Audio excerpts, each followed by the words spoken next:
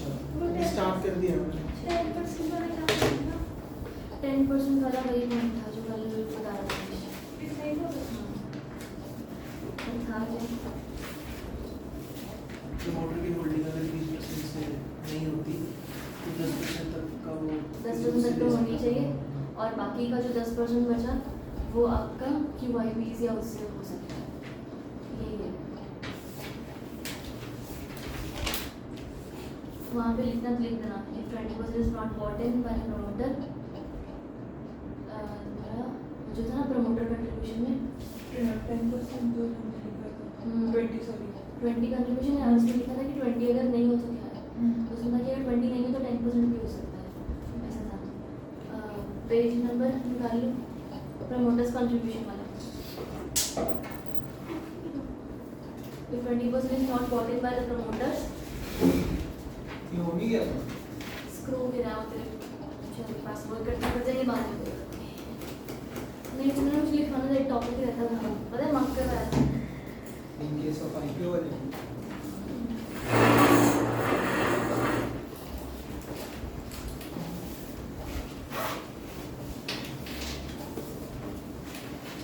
ऐसे अगर वो उधर बैठेंगे तो उधर वाली चेयर पे स्क्रू निकलेंगे जैसे चेयर है। ये वाला कि नहीं जो कल लिखवाया था। हाँ। If 20% is not bought in by the promoters, then the promoter must bring in at least 10%. अच्छा इसी की ऊपर लिखा होगा। हाँ।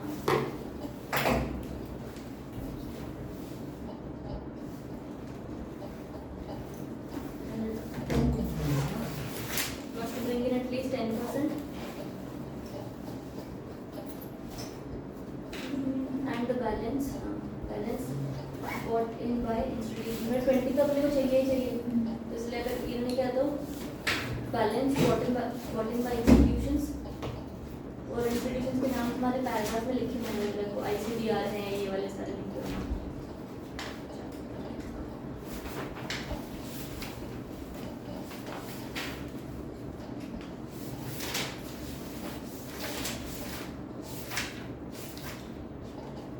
क्या लिखा है प्रमोटर्स कंट्रीब्यूशन? नहीं दिया बस करना आगे का बस नहीं इम्पोर्टेंट वाली इंस्टीट्यूशन ये institutions के नाम यहाँ ये लिखे लिखा है हैं, तो चेक कर लो। मेरा प्रमोटर कंट्रीब्यूशन वाले चेक करो, उसमें जो टॉपिक है ना मिला इन केस ऑफ IPO वाला ही, उसमें लास्ट में ना देख लिखा हुआ है। हाँ 10% कि अगर ये paragraph if 20% is not bought in by promoter, then promoter must bring at least 10%, and the balance bought in by various institutions जिनका नाम यहाँ लिखा हुआ है टेक्स्ट बुक मेरे। IRDA है वो एक पर्सन नॉट होल्डिंग एटलीस्ट 5%, आई भी लिखा होगा। सब लिखा हुआ है। ये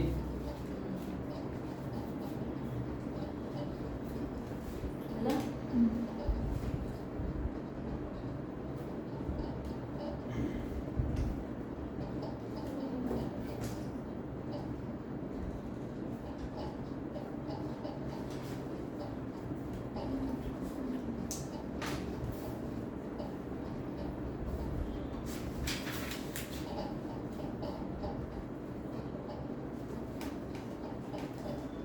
ये इंस्ट्रक्शंस ले आएंगे,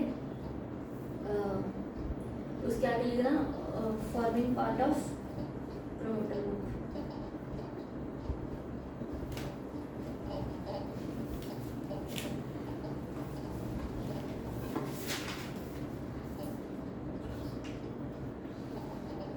क्या ये फाइनेंशियल इंस्टीट्यूशंस और इंश्योरेंस कंपनीज रजिस्टर्ड विद ये IRDA इसी और 5 वाला तो लिखा है एक बंदा, और ये नॉन एप्लीकेबिलिटी नॉन एप्लीकेबिलिटी में फॉर IPO, इसका मतलब क्या हुआ? यहाँ है 5% का लगा एक थर्ड लाइन में लिखा हुआ है holding at least 5% of the insurance, और नॉन इंडिविजुअल लिखा था तो लिखा पढ़ाया था। 5% point two point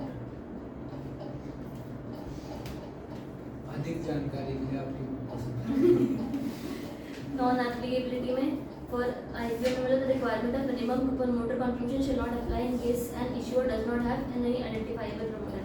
identifiable promoter का मतलब ऐसे एग्जैक्टली मैंने ना ऐसा नहीं बोला हुआ है कि प्रमोटर का मतलब आइडेंटिफाइबल है या नहीं। कोई इंसान अगर प्रमोटर्स को बिलोंग करता है वो आइडेंटिफाइबल प्रमोटर है, बस इतना ही। अगर नॉन आइडेंटिफाइबल प्रमोटर मतलब प्रमोटर नहीं है।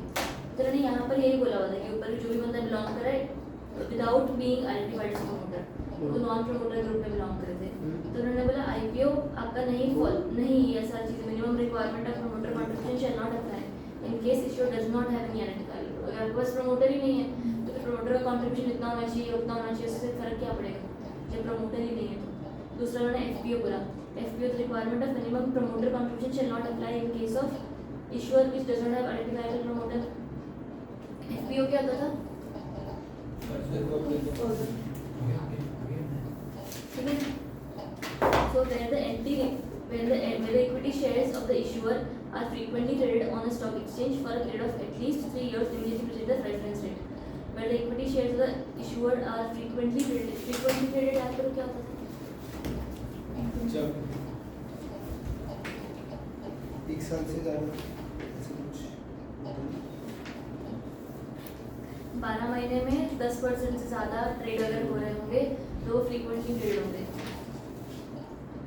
ठीक है। तो अगर where the equity shares of the issuer are frequently traded on stock exchange for a period of at least 3 years immediately preceding the reference date and the issuer has addressed 95% of the complaints, आपको इतना promoter का contribution चाहिए ऐसा requirement नहीं है।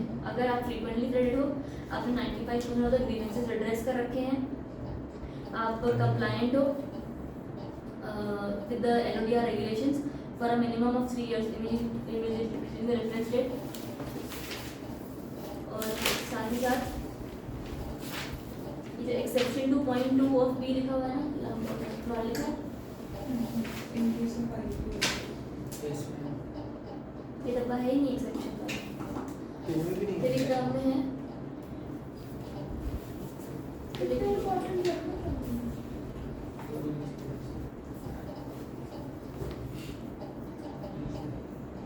लिखो exception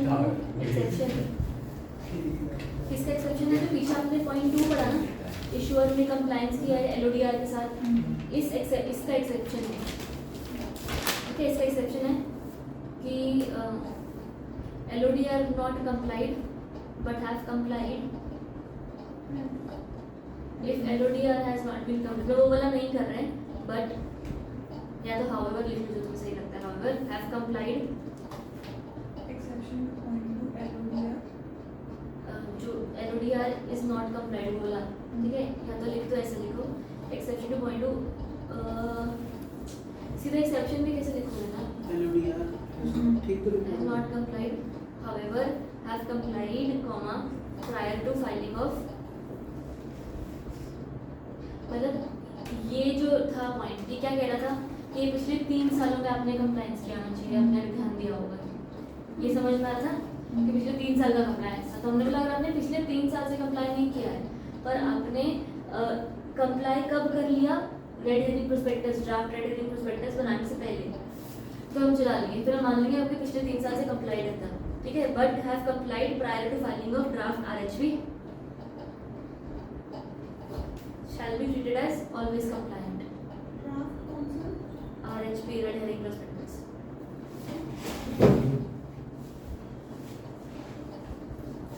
prospectus का है treated as if always compliant।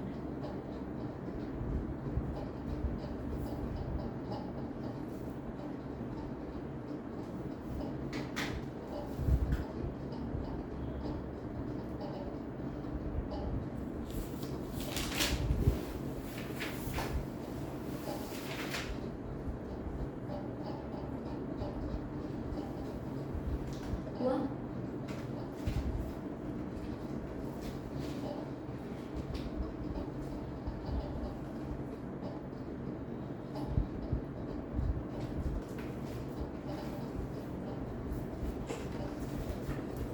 So in case of FPO वाला क्या लिखा हुआ है?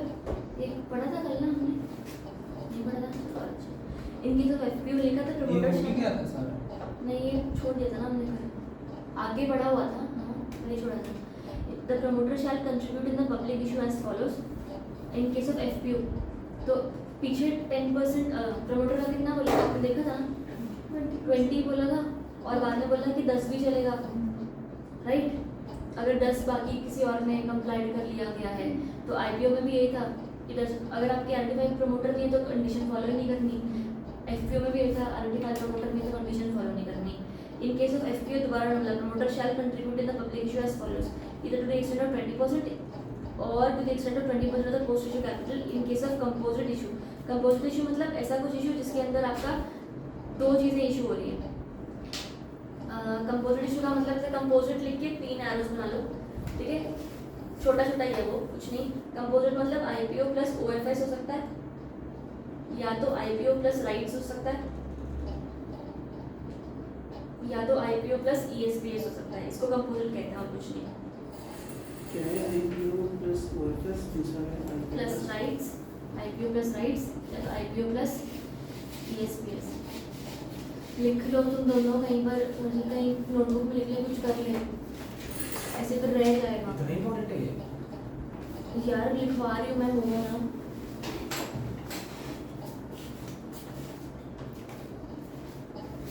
कंपोजिट इशू को बोलते हैं जब. हाँ, कंपोजिट इशू 3 टाइप्स में कंपोजिट हो सकता है. IPO plus OFS, IPO plus rights, IPO plus ESPS. ठीक है, ईएसपीएस यानी कि परचेज कीमत.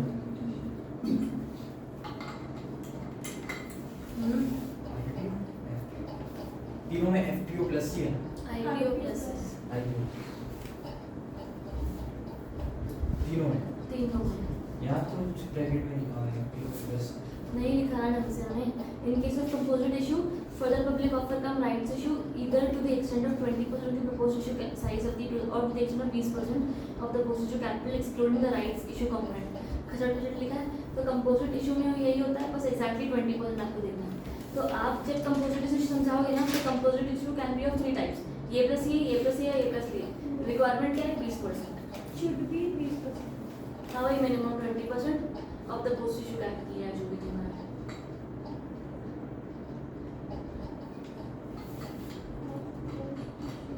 ऐसे याद भी रह जाएगा, वो याद ही नहीं रहेगा जो लिखा हुआ है. पहले क्या बताया आपने इसमें? IPO plus OFS. Other. excluding Offer right for issue. Hmm? excluding right issue. नहीं नहीं कुछ तो मत कर. एक्सक्लूडिंग तो सीधा 20% लिख दे. इतना वो चेकर को भी नहीं समझ आने वाला. ऑफर फर्स्ट ये क्या होता है? उसको पहले मेरे साथ क्लास लगानी थी. हाँ. तो नीचे YouTube का लिंक लिख दियो. फिर उसको भी बोलना बोलते हैं कि मॉड्यूल आता है.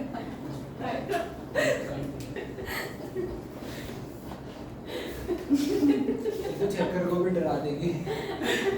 मेरा गलत कर रहा है, सही करी सही.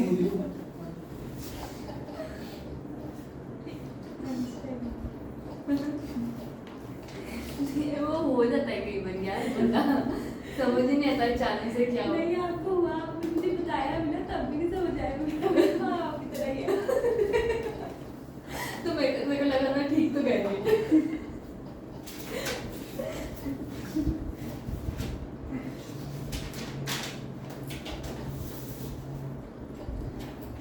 कितनी देर लोगों लगेगी इस सिलसिले में?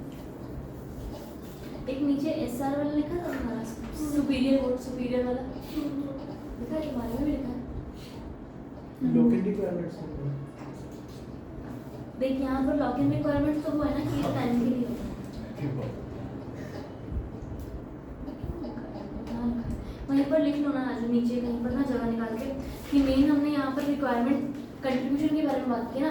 प्रमोटर का कंट्रीब्यूशन इकट्ठा कर लो. सी अंडरस्टैंड ना, मैं अच्छे से नहीं पर प्रमोटर कंट्रीब्यूशन के बारे में पढ़ रहे हैं. प्रमोटर कंट्रीब्यूशन में हमने स्पेसिफिकली ये कहा कि एग्जैक्टली आपको कितना प्रमोटर्स का कंट्रीब्यूशन चाहिए. अगर आप आईपीओ कर रहे हो तो वो 10% है, वैसे 20% है, पर 20% ही है. प्रमोटर को 10% कम से कम लाना कम से कम तो बाकी लाना 10% वो इंस्टीट्यूशन से ले आएगा. कहाँ से भी ले आएगा. बढ़िया. एक वो था एफपीओ होगा तब मिक्स वाला भी हो सकता है, सिंपल भी हो सकता है, मिक्स भी हो सकता है. अगर जो भी है 20% है, ठीक है. 10% का कहीं पर कुछ नहीं लिखा हुआ. अब अगर एक एसआर इक्विटी शेयर्स होते हैं सुपीरियर वाले, सुपीरियर राइट्स वाले, तो उनके लिए भी होता है superior rights also eligible for ये मिनिमम ये promoter contribution. Superior equity rights के लिए क्या मिनिमम प्रमोटर कंट्रीब्यूशन है? नहीं 20 एवरेज नहीं आ रहा 20% ऑफ पोस्ट इश्यू कैपिटल और 20% ऑफ इश्यू साइज। ऐसे लिख लो NPC for SR equity shares.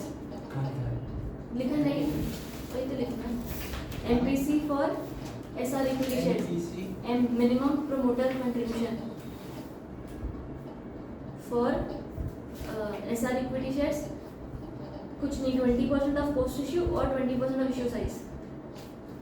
ठीक है, इसमें भी एक एग्जाम्पशन होगा। एग्जाम्पशन क्या कि they do not have identifiable promoter 20% of post issue 20% of issue size. मैंने तो सैशे भर के Exception है। शॉर्ट भी लिया होगा फिर भी नहीं नहीं, दूंगी। हमारा short करो।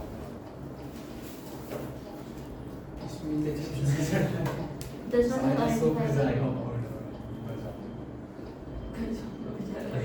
घर नहीं मर जाऊंगा। चलो घर तो हमें छोड़कर आना पड़ेगा, खुद कैसे जाए। हाँ वैसे शिमला घूमना हो जाएगा। ये भगवान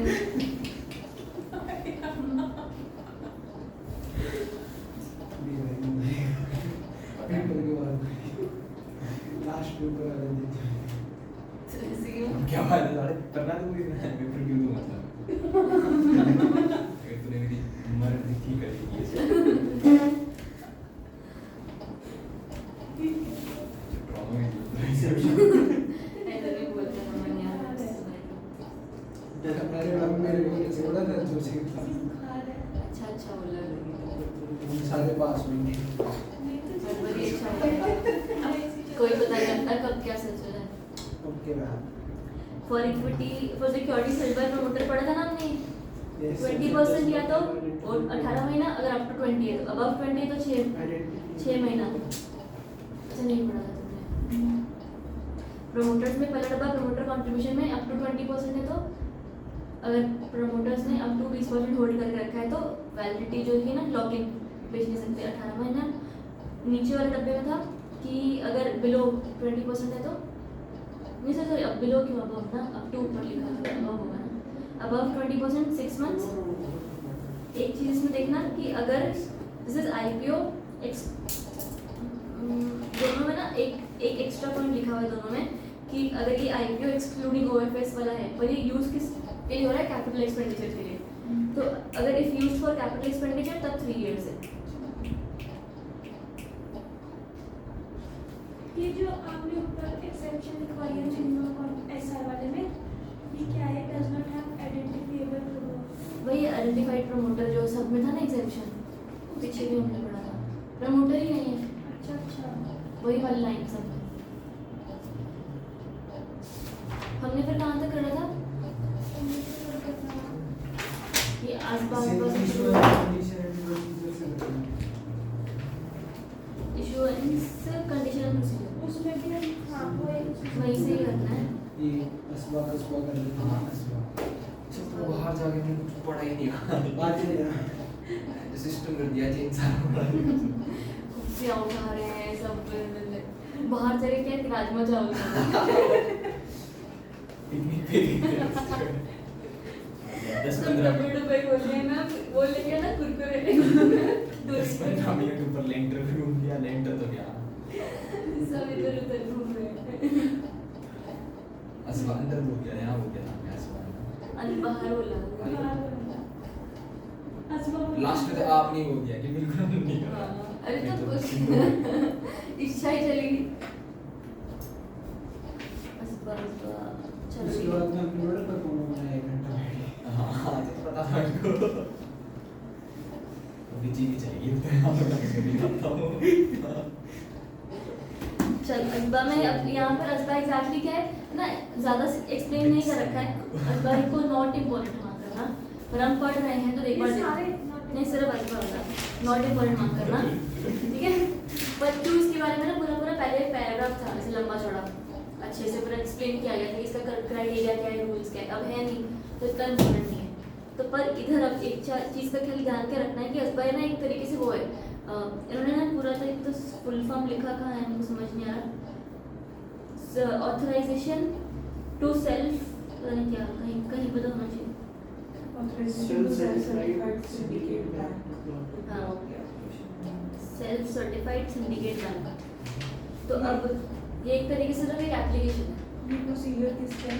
IPO ये IPO दोनों का? एक किसी का भी प्रोसीजर नहीं है, इस वक्त ये प्रोसीजर नहीं है, ये हेडिंग बहुत ज़्यादा मिसलीडिंग है, कहीं पर बस कुछ कंडीशन सेटिस्फाई करनी है। अच्छा ये इस बार एक एप्लीकेशन है जिसके थ्रू आप इशुएंस वो सब करने वाले हो। आपकी मनी कुछ एक्सप्लेन नहीं किया। देखो, issuer shall accept bids only using SBA facility in the manner specified by the board. इसके नीचे लिखा हुआ है इस बार Application for subscribing to public issue or rights issue along with an automation self-certified syndicate bank to block the application money in a bank account. एक तरीके से application है ना, और कुछ नहीं। एप्लीकेशन है for to block the application money, जो भी पैसा आएगा ये लोग ब्लॉक करके रखेंगे जब तक, अगर पूरा सब्सक्रिप्शन हो गया तो ठीक है, नहीं हुआ तो फिर इसी में से रिफंड हो जाएगा। बस ये एप्लीकेशन है to help you to create एक पूल ऑफ मनी जो तुम्हारे एप्लीकेशन के तौर पर आए, ठीक है, देख लो। बाकी इसमें अगर पैसा डालना है तो mandated by SEBI to use unified UPI as payment mechanism 10 बार फॉर रिटेल नहीं लिखा हुआ है। IPO grading, the issuer may obtain grading for initial public offer, ठीक है, grade A B C D, अच्छा शेयर्स होगा तो ग्रेड ए होगा, ऐसे शेयर्स पर डिपेंड करता है। अंडरराइटिंग कुछ नहीं, अगर आपको अंडरराइटर चाहिए, अंडरराइटिंग क्यों कराते हैं, ताकि हमारा फुल सब्सक्रिप्शन हो जाए। फुल में भी मतलब क्या हुआ 90%, बढ़िया। तो 90% के अंदर पब्लिक के शेयर्स और अंडरराइटर के शेयर्स दोनों है ना, ये हमको पता है ना। तो बस अंडरराइटिंग आपने करी, अंडरराइटिंग करने के लिए क्या करोगे, आप उनके साथ एक एग्रीमेंट करोगे कि भाई सब तरीके से हो रहा है नहीं हो रहा, बस अंडरराइटिंग डन। अगला मॉनिटरिंग एजेंसी है, लिख दो to monitor utilization of funds raise through IPO, या तो पढ़ लो अगर लग रहा है सही तो ठीक है, नहीं तो लिख लो। Monitor utilization of funds raise through IPO.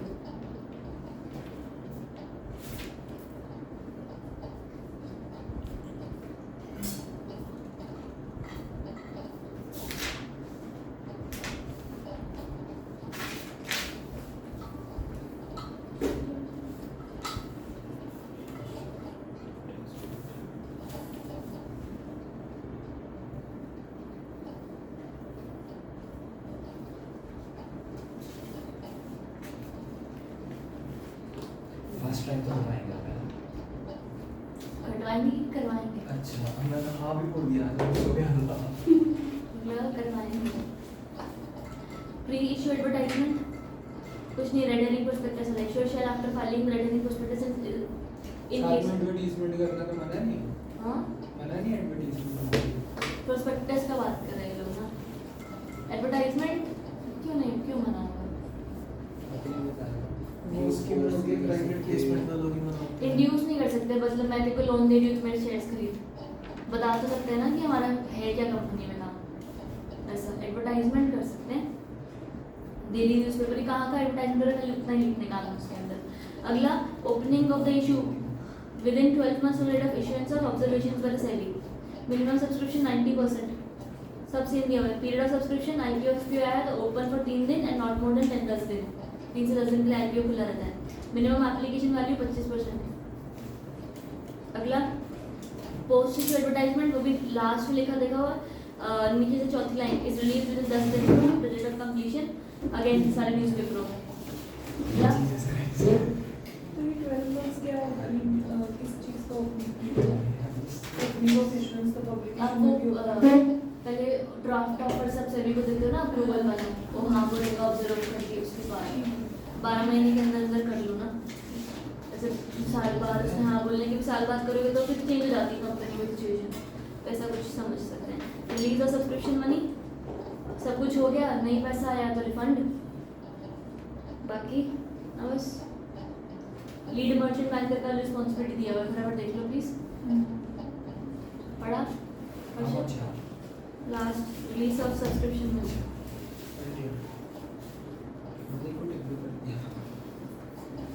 तो तुमने पहले इकट्ठे कर लिए होंगे सारे। ये तो इम्पोर्टेंट है, पूरा ही है। इसमें सारी चीजें बताई गई हैं यार, इसमें से सीधा क्वेश्चन नहीं आएगा, पर फास्ट ट्रैक में से ऊपर जो पढ़ा ये तो टेबल तो काम की नहीं मॉनिटर नहीं बोलते नहीं होते। बहुत फास्ट है। क्या एक तो है इन्फॉर्मेशन फास्ट ट्रैक काम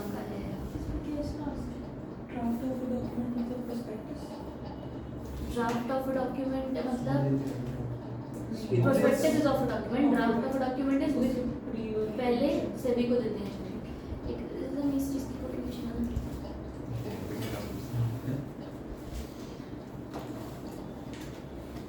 फास्ट ट्रैक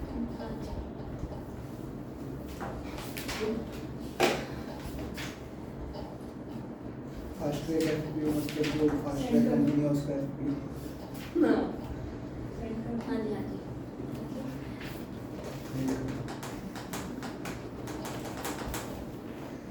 अरे इसमें भी आने वाले तकरीबन भी 4 लोग। मतलब आप 3 से 7 ब्रेक लोगे।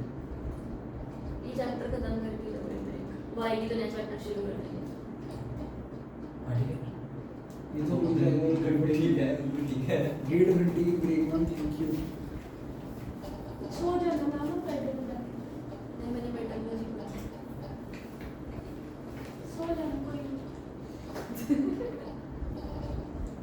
जिया पढ़ा देगी, ये तो पूरा डांट के पढ़ाएगी। सो जाएंगे चलो अभी टमाटर रख दे। फोटो भेजी है ना, देख लो एक बार फास्ट ट्रैक इशू। जल्दी देखना, टाइम नहीं है हमारे पास, ब्रेक भी तो चाहिए था।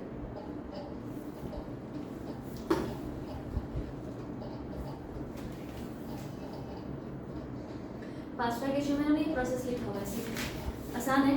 ये डेट बेस का डब्बा बस इतना चाहिए। नहीं, ये इसके एडिशनल में है।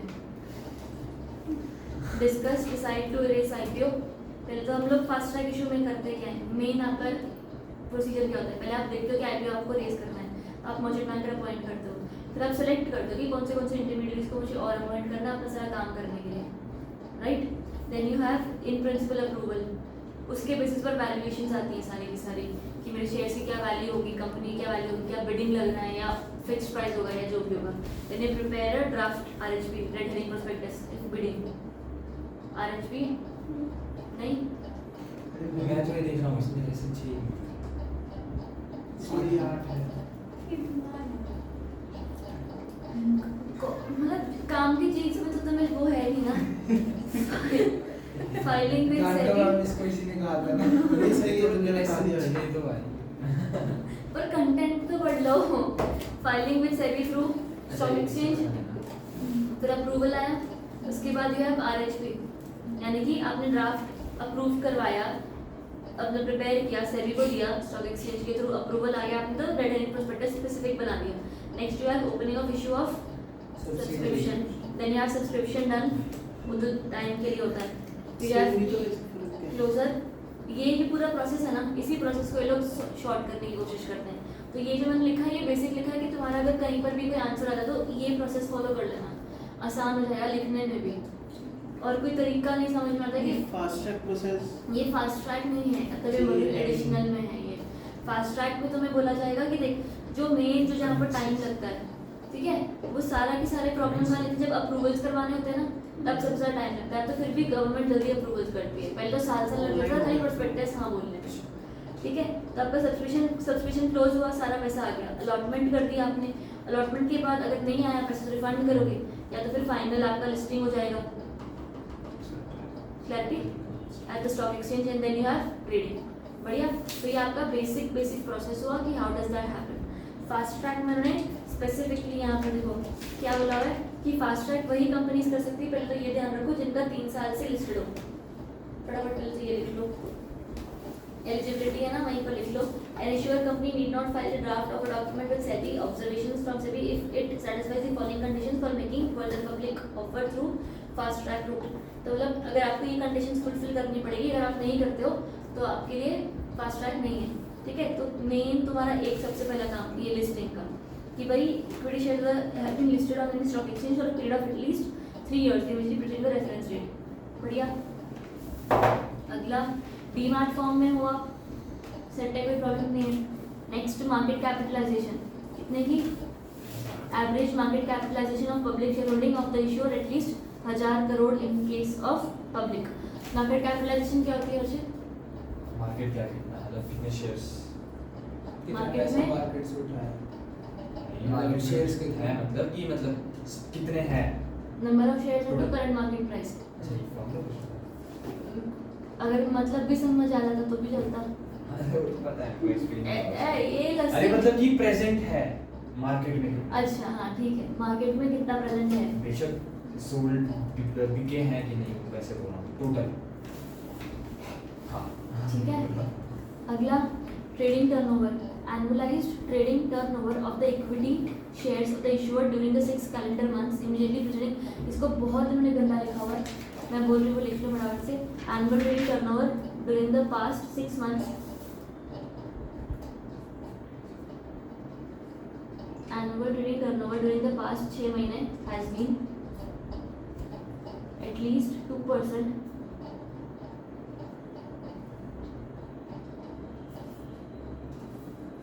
of the weighted average number of equity shares.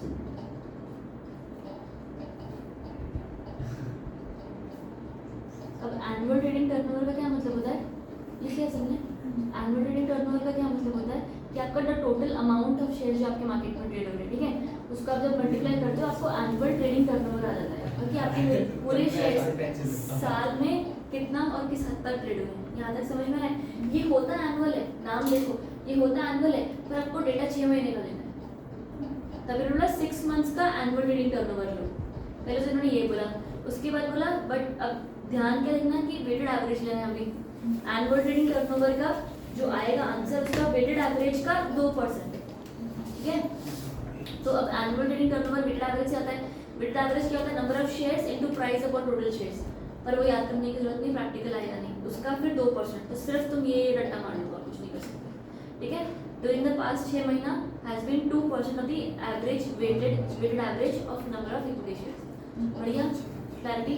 Next तुम्हारा delivery based trading. Delivery based trading भी लिख लो वहाँ पर 10% of annual turnover, 10% of the annual turnover. तो एनुअल टर्नओवर ही है ना, नहीं annual trading turnover of equity share during such 6 months period. कितना सारा लंबा है। Yes, ma'am. पहले भी जो आपने लिखवाया था ना, है तो पैराग्राफ में। पैराग्राफ में तो होगा ही, मैं अंदर से यहाँ पे लिखवाया लिखा ना कि कचरा लिखा हुआ है इसमें। कचरे तरीके से लिखा हुआ है यार, ऐसा लिखा हुआ है एग्जैक्टली ये सेंटेंस। आपका Exactly, क्लियर yes. हो गया ना, हम इसे अभी कचरा नहीं कह सकते। कैलेंडर लिखा है जो आपने बोला उसमें। Based on weighted average market price है यहाँ।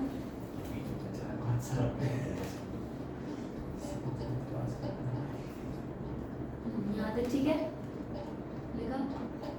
फर्दर इसको annualized delivery based trading turnover. Delivery based trading turnover मतलब क्या हुआ, ऐसे सोचो ना, याद करो, हमने अलग अलग टाइप्स ऑफ सिक्योरिटीज पढ़ी थी।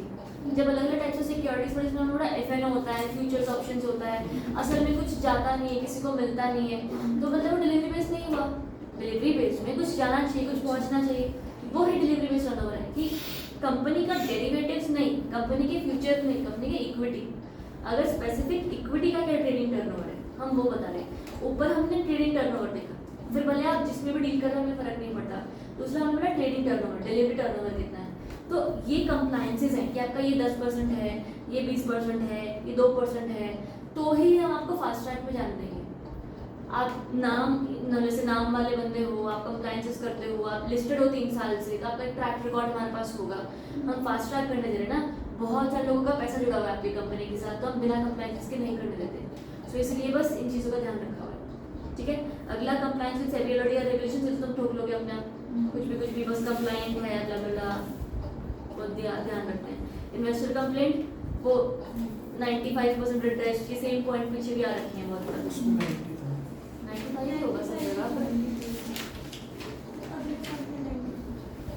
अगला नो शो कॉज नोटिस। अभी कोई पेनल्टी नहीं चल रही। No show cause notice excluding proceedings for imposition of penalty have been issued by the board and pending against the issuer और प्रमोटर्स बोर्ड एंड डायरेक्टर, ठीक है। तो शो कॉज नोटिस का ऐसा नहीं इस पर पेनल्टी लगी हो या वो पेंडिंग पड़े हैं। नो एलिज्ड वायोलेशंस, या फिर कोई वायलेशंस नहीं हो रखी सी फटाफट से। इन केस ऑफ इशूअर और the promoter group of the director of the issuer has settled in एलिज्ड violation of securities through settlement. अगर आपने सेटलमेंट के थ्रू उसको सेटल करवाया है, ठीक है, in the past 3 years immediately before reference under disclosure आपको करना पड़ेगा। अगर आपने समझौता वाला सेटलमेंट करवाया, आपके हित में ऑर्डर आके सब कुछ ठीक हुआ, वो नहीं, अगर आपने कोई सेटलमेंट करी है तो सेटलमेंट क्या करी हो भी बताओ, क्या पता किसी को पैसे खिला के लोग सेटलमेंट करी हो, सेटलमेंट कैसे पैसे खिला के तो दिए सर। पर मतलब ऐसा कुछ गलत काम तुमने किया है वो नहीं ना, मतलब सेट हो गया होना चाहिए, दोनों का ग्रीवेंस रिड्रेस हो जाना चाहिए ऐसा। Rights issue. डिसिप्लिनरी मेजर्स हैं तो कुछ नहीं, equity of the have not been suspended from trading, conflict of interest नहीं होना चाहिए, no conflict of interest between the lead merchant banker and the issuer. कहाँ पर आया आपके? अच्छा ठीक। और ऑडिट क्वालिफिकेशन क्या है, in fact of conflict of interest हो गया लिख लो, ऑडिट क्वालिफिकेशन लिखो, impact of audit qualification, impact of audit qualification on profit or loss of the company। क्या करते हो तुम यार? On profit or loss of the company is not more than 5%।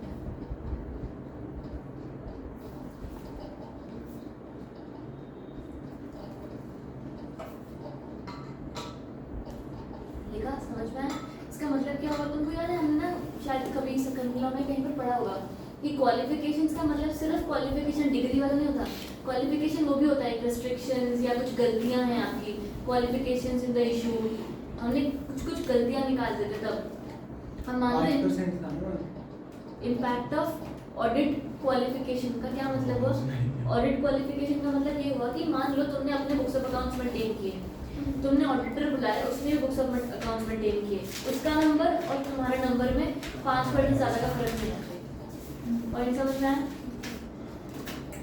बताओ, लंबा चैप्टर है जो तुमने खुश हो के जो तुमने हाँ बोला था। 11 पेजेस रहे, 2.5-3 घंटा तो नहीं लगेगा। 1 घंटा का हमारे लिए तो क्या देना बच रहे 8 बजे आने दो घंटे। आ गया पता सबको समझ सुना भी नहीं है। सुना मैम, बताओ कौन सा पॉइंट एक्सप्लेन आशिक बताएगा लास्ट वाला। लास्ट में पता क्या बोला? Impact of the audit qualifications not more than 5%। मतलब ये याद करूँगा। ऑडिट क्वालिफिकेशन होती है कि अगर उसमें कोई गलती निकली है तो कंपनी के P&L से 5% से ज़्यादा नहीं होनी चाहिए। आप हमें वो कर दो, क्या बोलते हो चलो बताओ। इग्नोर में हाँ, कई बार करते हैं। अगर मैंने ध्यान देने लग गई ना, अनइंटेंशनली करते हैं आप, पर इग्नोर करते हैं। अगर मैं ध्यान देने लग गई तो सितंबर से हमारा सिलेबस नहीं खत्म नहीं, होता। दिसंबर में देते हैं ना। मेरा वही तरीका है ना, मैं गुस्सा नहीं होती। गुस्सा हो जाएगा।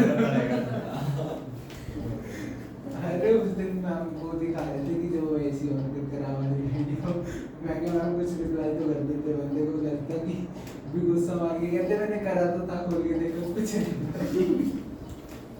फिर बोलते अब कर देते हो 3 दिन सीन तो करती हो। आप करते हैं उसको हो गया ना गलती से। तुम्हारी किताब में सोशल स्टॉक एक्सचेंज है? Right issue. काटना है नहीं है क्या, पूछ रही हूँ। ना लास्ट टॉपिक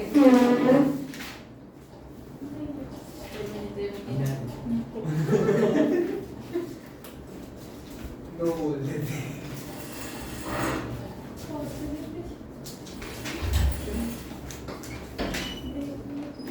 वॉशरूम ब्रेक है।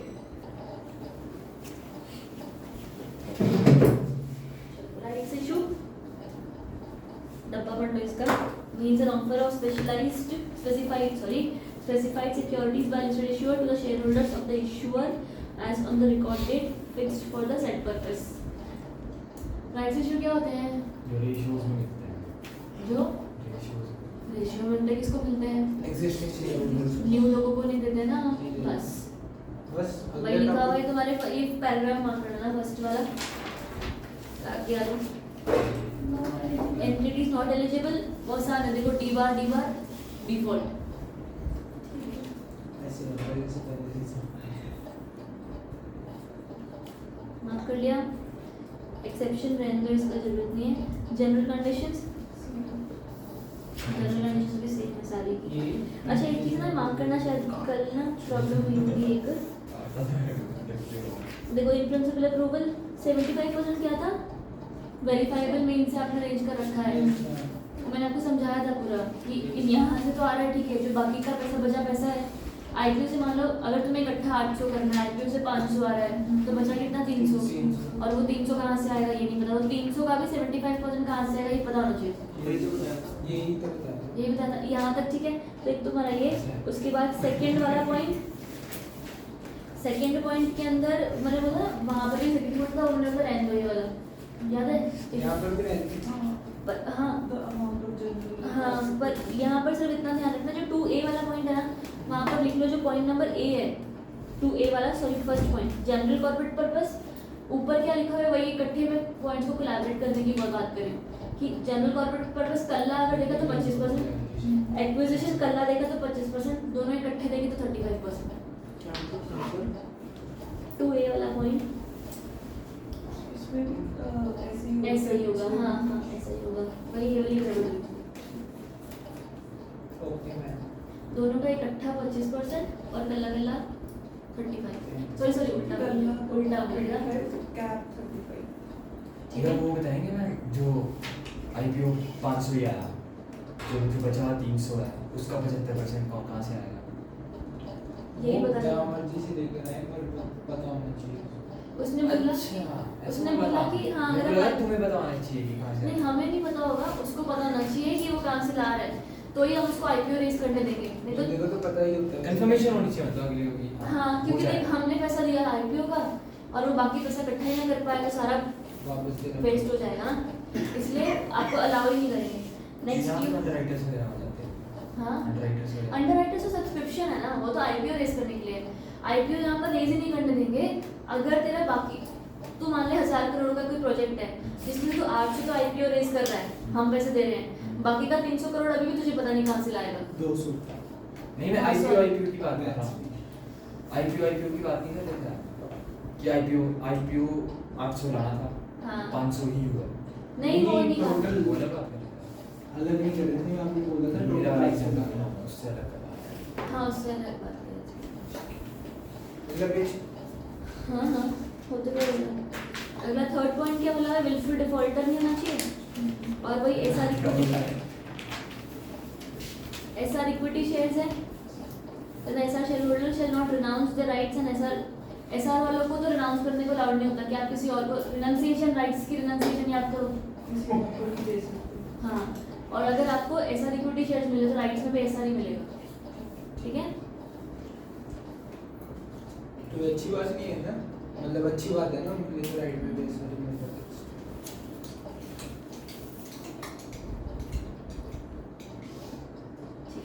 अगला प्रेफरेंशियल इशू आ रहा है।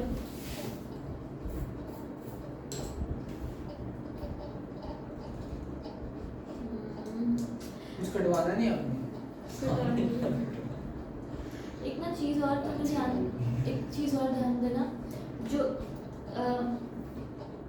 नॉर्मल आईपी होता है उसको जनरल ऑफर कहते हैं, क्यों?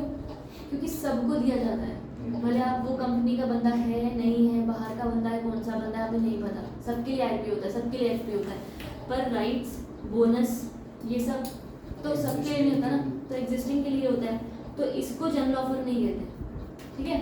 जो अदर देन ये सारे हैं उनमें आपको ज़्यादा जनरल ऑफर होगा, ज़्यादा डिस्क्लोजर्स रिक्वायर्ड होंगे। राइट्स में ये सब में ज़्यादा जनरल ऑफर नहीं होता। अभी हमने पूरा राइट्स का टॉपिक पढ़ा, कहीं पर प्रोस्पेक्टस पढ़ा, आरएच पढ़ा, कुछ नहीं पढ़ा, फिर क्या देंगे यहाँ पर लेटर ऑफ ऑफर जाएगा, राइट्स में लेटर ऑफ ऑफर जाएगा, ठीक है। अब अगला प्रेफरेंशियल इशू। प्रेफरेंशियल इशू क्या होता है? रेफरेंस बेसिस पे, राइट, हाँ टाइप ऑफ प्राइवेट प्लेसमेंट। तो हम यहाँ पर प्रेफरेंशियल बेसिस पर कुछ लोगों को, अगर मान लो मुझे ना पैसा इकट्ठा करना है कुछ 300 करोड़ और मुझे पता है ये पैसा कौन दे सकता है, और मुझे मेरी ज़्यादा इक्विटी भी डायल्यूट नहीं करनी, बहुत सारे लोगों को देना नहीं है, टाइम भी बड़ा लगेगा, डिस्क्लोजर्स भी बहुत होंगे, कंप्लायंसेस भी बहुत होंगे, इससे अच्छा मैं 6 लोगों को गिन के उनको ही ना बोल दूँ तो मुझे पैसा दे दो, फटाफट काम भी खत्म होगा, डिस्क्लोजर भी कम है, मेहनत भी कम है।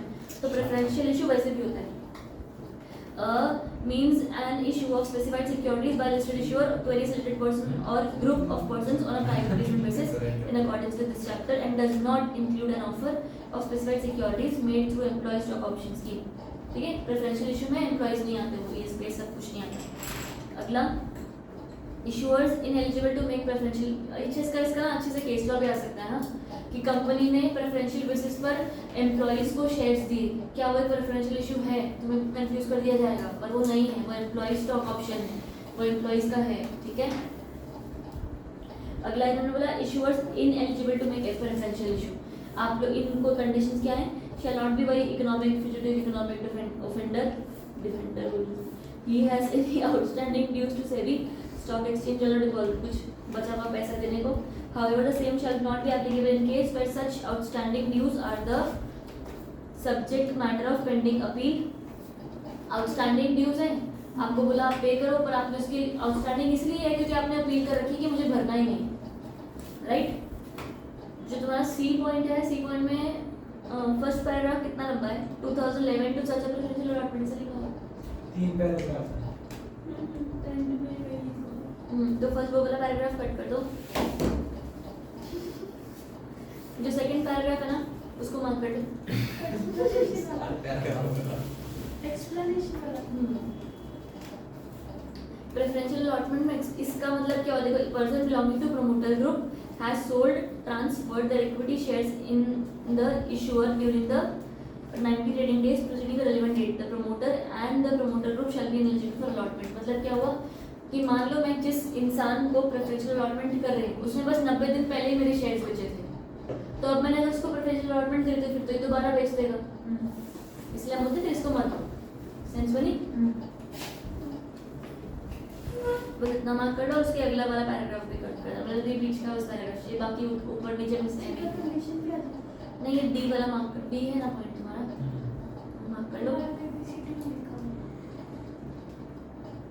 Any person belonging to promoter और द प्रमोटर ग्रुप मिला क्या, वहाँ से मार्क कर देना. Has previously subscribe to warrants of an issuer but has failed to exercise the warrants. Warrant खरीदे पर एक्सरसाइज नहीं किया, मतलब क्या, ऑप्शन खरीदा पर उसको एक्चुअली खरीदा नहीं, मतलब उसके पास पैसे ही नहीं है, फेल हो गया ना, फिर तो यहाँ पे डिफॉल्ट कर देगा, इसलिए उसको भी मत दो. आया समझ?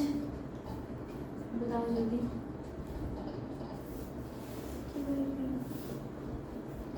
कंडीशंस ऑफ प्रेफरेंशियल इशू आसान है, फटाफट देख लो. फुल्ली पेड होना चाहिए, स्पेशल रेजोल्यूशन पास करोगे, डीमैट फॉर्म, कंप्लायंस होना चाहिए, pan permanent account number of the proposed allottees, जिसको दे रहे हो उसके पास पैन होना चाहिए.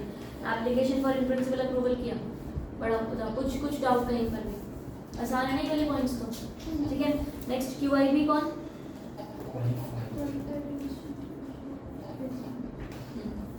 QIPs is qualified institution placement. Placement ही उन्हीं को दे रहे हैं हम जो QIBs हैं. ठीक है. तो QIB के ही नाम पर QIP होता है, यहाँ तक ठीक है. तो qualified institution placement means issue of eligible securities by listed issuer to qualified institution buyers on a private placement basis and includes an offer for sale of specified securities by the promoter or a group on a private placement basis in terms of these regulations. अब QIB है और इसमें हमने जो पढ़ा भी अभी preferential allotment में फर्क क्या है कि हम ये इंस्टीट्यूशन को दे रहे हैं, QIBs को QIBs नहीं, वो वेंचर कैपिटल होता है. ठीक है. हम QI नहीं वो करते हैं वहाँ पे ये जाएंगे. तो अब आपको ये समझ में आ रहा है कि QIBs जो होते हैं ना, तो ये इंस्टीट्यूशंस हैं जो पैसे देते हैं. यहाँ तक हमें समझ में आ रहा है. एक चीज़ का और ध्यान रखो कि प्रेफरेंशियल अलॉटमेंट भी हम स्पेसिफिक लोगों को दे रहे हैं, पर वो QIBs की तरह किसी नाम में नहीं. ठीक है. हम स्पेसिफिक बोलते हैं कि भाई इनको पैसा दिया जाएगा QIBs के तौर पर. यही QIB ये पीछे भी थे. अगर आप याद करो, प्रमोटर को बोला था 20%, नहीं करता तो QIB कर लेगा, तो ये वाले QIBs. ठीक है. तो अब conditions first, all listed issuers may make qualified institution placement of eligible securities if it satisfies the following. पहला special resolution कर रखा है. relevant date के 2 पॉइंट्स है ना, वो काट कर. relevant date के पॉइंट्स है तुम्हारे पास? हाँ, ये नहीं ये करना है. ये ऑफर फॉर, ये बहुत आसान पॉइंट है. अगर रेजोल्यूशन नहीं चाहिए, अगर QIB ने ऑफर फॉर सेल के हिसाब से शेयर दिए. ऑफर फॉर सेल क्या था, जब शेयर होल्डर्स अपने ऑफर बेचते हैं, याद आ रहा है? सारा ना मार्केट ऑफर या ऑफर फॉर सेल ऐसे सब इकट्ठा फर्दर पब्लिक ऑफर ऐसे सब सेम नाम है, तो ध्यान रखना। ऑफर फॉर सेल इज जब share holders existing share holders अपने शेयर्स लोगों को बेचते हैं, ठीक है। जब यूजुअली वो बड़ा ही शेयर होल्डर होगा तो ही इसको लोगों को बेचना पड़ रहा है, नहीं तो कार ट्रेडिंग कर दे बेच दे, ऐसा नहीं होता। इंसान के पास अगर बहुत सारे शेयर है ना, वो इकट्ठा बेचना चाहता है तो वो मार्केट को अपील करता है अलग से कि भाई मेरे शेयर्स खरीद लो, ठीक है। उसके लिए पूरा प्रोस्पेक्टस जारी करेगा, कंपनी को भी बताएगा कि मैं ऐसा काम कर रहा हूँ। Then the allotment pursuant to special resolution referred to in this shall be completed within 365 days from the date of passing of the resolution. आपने स्पेशल रेजोल्यूशन पास किया है ना, तो 30 साल के अंदर अंदर अलॉटमेंट हो जानी चाहिए, ठीक है। प्रपोज्ड अलॉटमेंट ने क्या बोला, in equity the equity shares of same class are proposed to be allotted through qualified institutional placement or pursuant to conversion or exchange of eligible securities offered through QI placement have been listed on stock exchange for a period of at least 1 year prior to the date of issuance of notice to its shareholders for convening the meeting to pass। कितना लंबा थोड़ा लिखा है हमने। Proposed allotment मतलब क्या हुआ, simple, हमने यहाँ पर बोल रखा है कि जो भी क्वालिफाइड जो भी इक्विटी शेयर्स हैं, ठीक है, और अगर उनको अलॉट करना है वो सिक्योरिटीज मार्केट में लिस्ट हो रखी होंगी for a period of 1 year. और वो कैसे, तुम जब अलॉट कर रहे हो securities, allotment in the sense सिर्फ इतना नहीं होता कि भाई न्यू वाली, सिर्फ न्यू का नहीं होता। मान लो कंपनी की ट्रेडिंग हो रखी है और अगर आपको बेचना तो QIPs को भी बेच रहे हो। अब इधर ना कार्ड क्यों गई,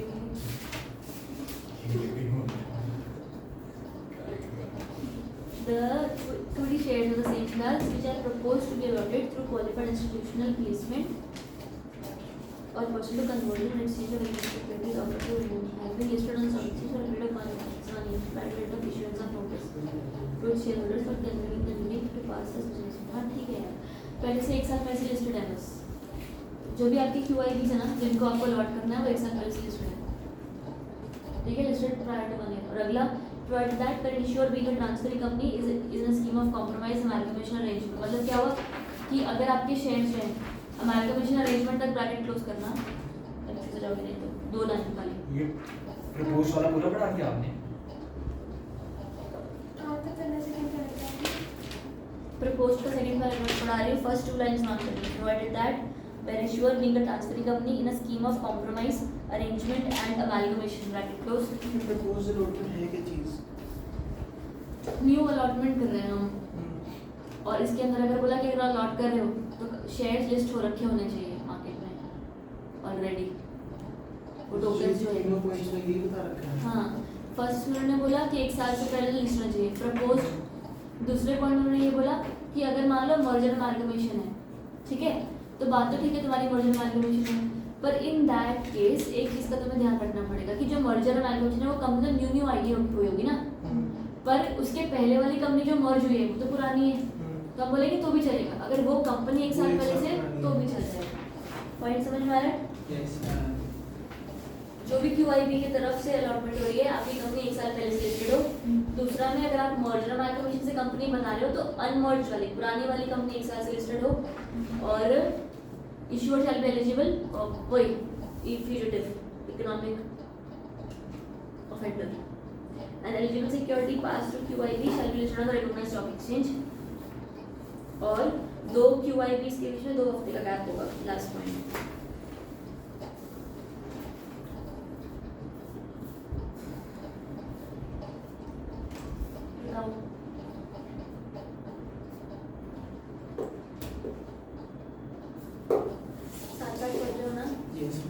तुम्हारे कितने पेज बचे?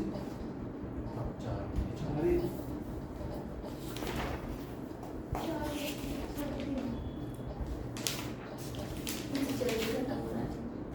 मेरी में 6 बचे। 2 एक्स्ट्रा 4 नहीं। टॉपिक कौन से बताइए? अगला है IPO, उससे अगला राइट इशू ऑफ IDR, उससे अगला है स्मॉल एंड मीडियम एंटरप्राइज वाला है इनोवेटर। अरे तेरे में एक्स्ट्रा होगा इतना बड़ा। इनोवेटर ग्रोथ प्लेटफॉर्म, बड़ा बड़ा लिखा है। बोनस इशू, बस ये इसमें इसमें इनोवेटर वाले में स्मॉल एंड मीडियम ऐसे भी हो एंटरप्राइज रहा है तो सही स्मॉल एंड मीडियम इसमें भी तो है। नहीं मेरी को नहीं मालूम और सोशल स्टॉक एक्सचेंज नहीं है खाली इंडिया में, बाकी सब initial public offer of Indian IDR क्या होती है? कोई bank Financial instruments which is used to purchase securities of the जिससे बाहर वाले हमारे इंडिया में मतलब वही होती है।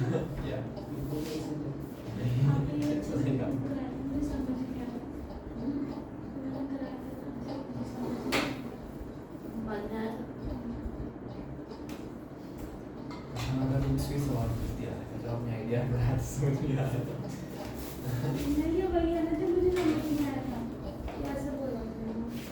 हमको क्या पता मुझे क्या समझ आ नहीं पूछा था मैंने नाम से। अच्छी बात। आईडीआर में अब कैसे होता है वो तो मैंने दोनों तरफ से समझाया था कि अगर आप एडीआर इशू करते हो तो सामने वाले के पर्सपेक्टिव से इशू करोगे ताकि वो खरीद पाए। आईडीआर इशू होते हैं हम हमारे लिए, बाहर की कंपनीज, बाहर के लोग या बाहर के इन्वेस्टर्स जब इंडिया में इन्वेस्ट करते हैं तो आईडीआर के थ्रू इन्वेस्ट करते हैं, राइट, और इवेंचुअली शेयर्स में कन्वर्ट होते हैं।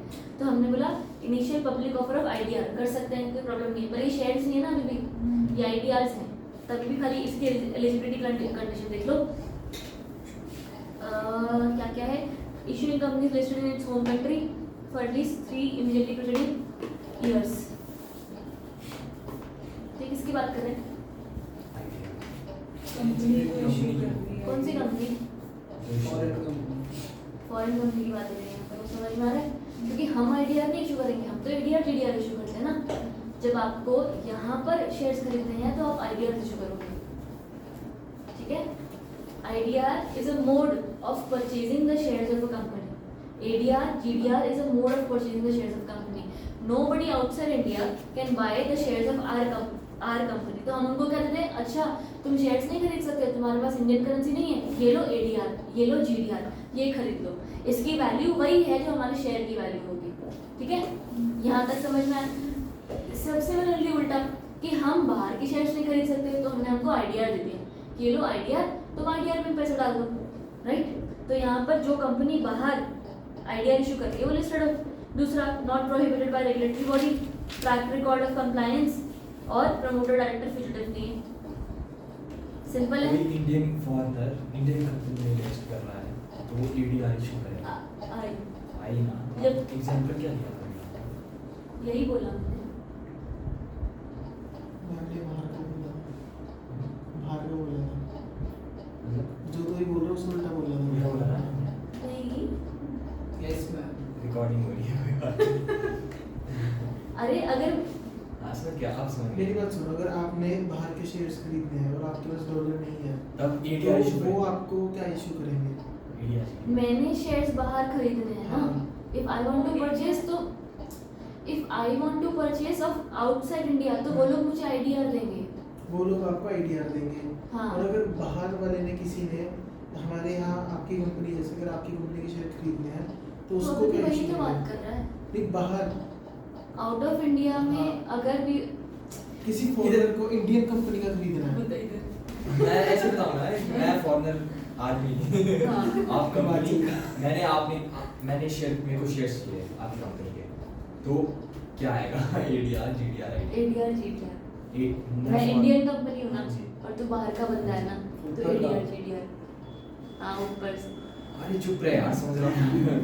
हाँ हाँ एडीआर जीडीआर आएगा। तो एडीआर जीडीआर आएगा। ठीक है। फिर यहाँ तो कुछ और लिखा हुआ। उसको काट के ठीक कर। आइडिया है ना, ठीक है। मैंने उस दिन भी तुम्हें समझाया था कि जब मुझे तुमसे पैसे लेने हैं तो मैं तुम्हें उस लैंग्वेज में बात करूँगी जो तुम्हें समझ में आती है। उस दिन मैंने वैसे समझाया था कि अगर तुम्हें हिंदी समझ आती है तो मैं हिंदी में बात करूँगी। सिमिलरली जिस लैंग्वेज में तुम्हें समझ आता है उससे बात करूँगी। अब तुम तो बाहर के बंदे हो ना, तुम्हें तो एडीआर अमेरिकन ग्लोबल समझ में आता है, तुम्हें इंडियन थोड़ी समझ में आएगा। So if you want the foreigner to give you money, talk to him in ADR GDR. Point समझ में आया? और अगर तुम एक फॉरेनर हो, तुम्हें मुझसे पैसा चाहिए तो मुझे तो इंडिया में बात करो, आईडीआर। इंडिया से पैसा निकलवाना है तो आईडीआर, फॉरेनर से पैसा निकलवाना है तो ADR इशू करेगा। पॉइंट समझ में आया? यहाँ पर IDR इशू हो रहा है, मतलब बाहर वाला बंदा इशू कर रहा है, हमसे पैसा ले रहा है। जब वो हमसे पैसा लेगा तो हम उसको बोल रहे हैं कि तू लिस्टेड है कि नहीं, तू फ्यूजिटिव तो नहीं है, तू ये तो नहीं है। ऐसा फॉरेन कंपनी के बारे में बात करेंगे, वो भी अपनी कंट्री में कंप्लाइंट हो। हर जगह यही बोला है, देखो in its home country. Home country क्यों बोला फिर? अगर इंडिया की बात हो रही होती तो तो यहाँ पे जो IPO है वो एक फॉरेन कंपनी रेज करती है। हाँ ठीक है। Conditions, issue size not less than 50 crore. At any given time there shall be one denomination of IDR of the issuer, यानी कि मतलब सिर्फ INR वाला। एटलीस्ट एक सिंगल डिनोमिनेशन ऐसी होनी चाहिए कि जो जहाँ पर INR सिर्फ मिल रहा हो। उसके बाद issuer shall ensure that the underlying equity shares against which IDRs are issued have been or will be listed in its home country before listing of IDR in the stock exchange। आप यहाँ पर आके IDR हमारे stock exchange में list करवाओगे, उससे पहले तुम अपनी कंपनी में तो लिस्ट हो। आ रहा है समझ? Issuer shall ensure that the underlying shares of IDR shall rank pari passu with the existing shares of the same class। pari passu मतलब इनफैक्ट Surname लग रहा था। पासु भी था ना किसी का? pari passu आज एक था क्वेश्चन पासु वाला से पासु परस्यूज तो है पीछे। कौन सा वो आंसर डिबेट था वही था आंसर ना। चलो सब एक तो आ गया। Thank you. मुझे तो पता भी नहीं होगा कि सब्जेक्ट कौन सा था। नहीं ये पारी पास हुआ था कंप्लीट हो तो पिछले साल बना। चलो issuer shall ensure that it has made an application to one or more stock exchanges to seek an in principle approval। यहाँ पर आप आओ in principle approval लो तो जाके हमारे पास IDR दो। दूसरा has entered into agreement with the depository, क्योंकि IDR के पास डिपॉजिटरी कस्टोडियन होती है ना, तो उनके साथ भी एक एग्रीमेंट करी। और वो 75% वेरीफाइबल मीन्स वाला, इनको भी आप इंडिया से अगर पैसा उठाओगे तो हमें ये सारी कंडीशंस फुलफिल करवानी पड़ेगी आपसे। और जनरल कॉर्पोरेट पर्पस 25%। एक्विजिशन का नहीं बोला है यहाँ पर, ठीक है, ध्यान रखना उस चीज़ का। सिर्फ 25 बोला है, 25 नहीं बोला। सारे clarity. Rights issue of Indian depository assets, हाँ वो तो सेम हो ना, राइट्स इशू कर रहे हैं हम। IDR का राइट्स तुम्हें मिल जाएगा, बस एलिजिबल नॉट वो वाला देख लो खाली, entity is not eligible to make rights issue. भाई भाग भूग गए होंगे या पैसे नहीं दिए होंगे। हाँ भाई एक तो भाग गया और दूसरा दूसरा ही भाग गया। दूसरा भी भाग गया। कंप्लाइंट नहीं है, क्या है? Fugitive economy. फर्स्ट वाला पॉइंट क्या कह रहा है? अच्छा फर्स्ट वाले की बात आप कर रहे थे कि भाग गया? सेकंड वाला तो भाग गया, पहले दूसरा वाला भाग नहीं गया, है। पहले वाला हमने भी यही सोचा। मुझे लगा आपने पहले वाला बोला, सेकंड वाला हमने पढ़ लिया, एक बार उसमें कॉम्प्लायंस नहीं फॉलो किया। हाँ भाई, भाग नहीं फिर आगे। भाग भी फिर आगे। चलो initial public offer by SME। SME कौन सी होती है कंपनी? छोटी सी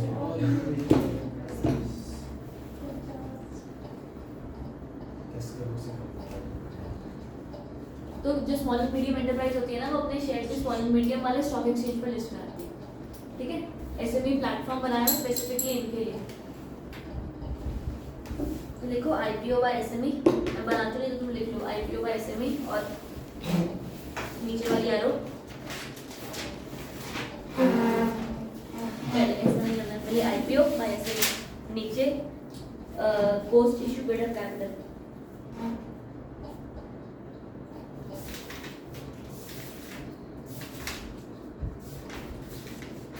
IPO बाय SME, नीचे post issue paid up capital. अब दो एरोस, IPO बाय SME, हाँ post issue paid up capital, नीचे एरो डाल के एक एक ही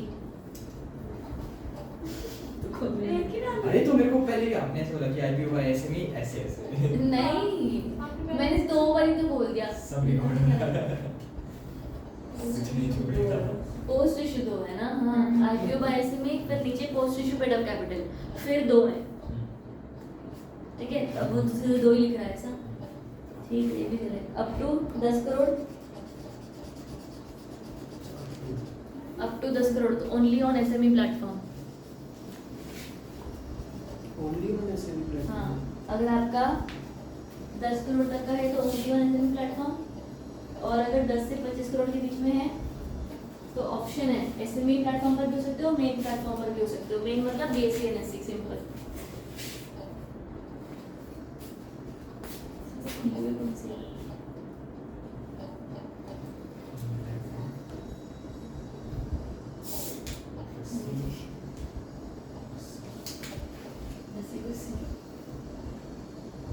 और 25 से ऊपर वो भी नहीं आया।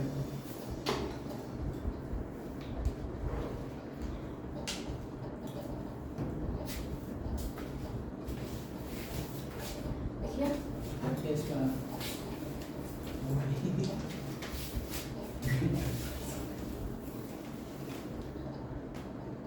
अब issuer shall not be eligible, फटाफट से डिबार होंगे और फ्यूजिटिव बस वही सारे तीन चीज वही है। Debar defaulter offender. ये दो ये तो एक 10 करोड़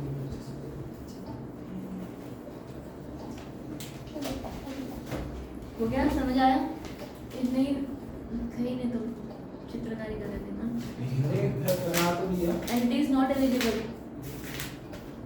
वो तो कर लिया, आगे भी बता दिया मैंने हाँ डब्बा। वो पढ़ लिया मैंने, नॉट एलिजिबल डिपार्ट वगैरह हो गया? एक्सेप्शन रहने दो। एलिजिबिलिटी रिक्वायरमेंट ऑफ आईपीओ, ये जो मैंने लिखवाया वही है यहाँ पर। अब जो चार्ट बनाया ना हमने, बस सेम चीज़ है। Post issue paid up capital, अगर आपका लेस देन 10 करोड़ है तो आप सिर्फ एसएमई पर आओगे। 10 से 25 है तो ऑप्शन है टू लिस्ट ऑन एसएमई और main board. SEBI does not issue any observation on the offer document, कोई ऑब्जर्वेशन में ज़्यादा अप्रूवल इतना नहीं आता, दिक्कत नहीं है उसका। Lead manager shall submit due diligence certificate to SEBI, SEBI को due diligence certificate merchant bank कर सबमिट कर देगा, उतने में उनका हो जाएगा। यहाँ पर एक सबसे बढ़िया खतरनाक बात क्या है कि वैसे आईपीओ जब आपको अंडरराइटिंग करवानी होती है ना तो एक लिमिटेड परसेंटेज होता है। आई थिंक अंडरराइटिंग आप कितने परसेंट की करवा सकते हो, मुझे याद है शायद 10% की होती है, 15 की होती है वैसे। थर्ड लास्ट पॉइंट अरे इसमें तो है ही वैसे जनरली, अगर एसएमई ना हो तो शायद 10% होती है अंडरराइटिंग, यहाँ पर 100% अलाउड है। मतलब क्या होगा कि सारा का सारा शेयर आपका अंडरराइटर खरीद सकता है। यूजुअल केसेस में क्या होता है, आपको मिनिमम सब्सक्रिप्शन मेंटेन करनी है तो आप अंडरराइटर को बुलाते हो, पर वो अंडरराइटर भी 10% ही खरीद सकता है होपफुली, ठीक है। यहाँ पर सारा अंडरराइटर खरीद सकता है। बोला कि IPO shall be 100% written, the lead merchant banker shall underwrite at least 15% compulsory making for minimum period of 3 years from the date of listing. 15% compulsory market making का मतलब जानते हैं, ठीक है ना। खाली 10% बस चलेगा, इतना भी क्या। अगला minimum application size and IPO shall not exceed 1 lakh. Shall भी 1 लाख, नॉट एक्सीड थोड़ी लिखा हुआ है, शैल भी 1 लाख। मतलब क्या हुआ? ये 1 लाख होना चाहिए मिनिमम एप्लीकेशन साइज है। मीन में 1 लाख है ना। आईपीओ एंड ट्रेडिंग लिखा है, हाँ। मतलब क्या हुआ इसका? ओके तो ठीक है। इसका जब कोई अप्लाई करता है, इसकी एप्लीकेशन अप्लाई करता है लॉटमेंट के लिए, तो वो मिनिमम लॉट उसका 1 लाख तो का पे हाँ, करता है। आप मतलब एक साथ 1 लाख का शेयर खरीद सकते हो, उससे कम का खरीद नहीं सकते। कल को ट्रेडिंग में चलो, लोगे तो उसका भी तब भी 1 लाख तक के शेयर में ट्रेडिंग आपकी 1 लाख के मल्टीपल्स में होगी। अगला मिनिमम एप्लीकेशन हो गया, और मे माइग्रेट टू वो मेन बोर्ड आप पास कर लो, बस वो ऐसा स्पेशल रेजोल्यूशन। बढ़िया। मेजॉरिटी ऑफ माइनॉरिटी क्या है? एस विद मेजॉरिटी ऑफ, अच्छा मेजॉरिटी ऑफ माइनॉरिटी वो वाला होगा, जिनके पास कम शेयर कम हो शेयर शेयर माइनॉरिटी और उनका मेजॉरिटी हो जाएगा। अच्छा उनका मेजॉरिटी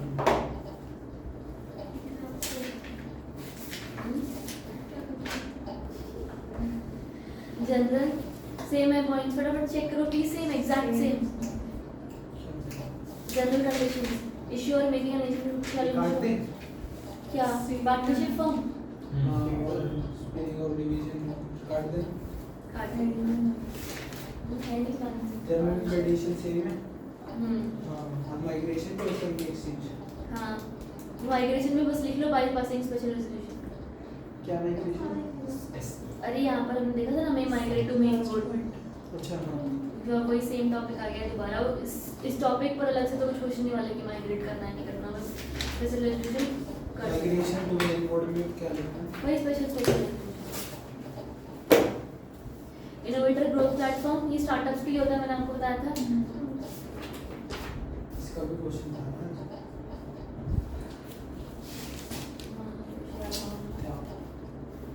करंट अफेयर्स नहीं, इकोनॉमिक्स में पढ़ा था।